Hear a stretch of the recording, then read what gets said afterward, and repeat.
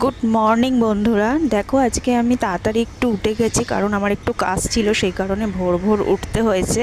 তো আমার স্নানও হয়ে গেছে আজকে তাড়াতাড়ি। তো দেখো আমার ব্যালকনি থেকে এত সুন্দর সূর্যোদয় আদিত্য নারায়ণকে দেখা যায়। তো আমি এটার জন্য রোজ অপেক্ষা করে থাকি, কিন্তু রোজ হয়ে ওঠে না। দেখো সূর্যদেবকে এত সুন্দর সবে উঠছে আস্তে আস্তে, এত সুন্দর লাগে যে কি বলবো, মধুময় মানে দারুণ দেখাটা।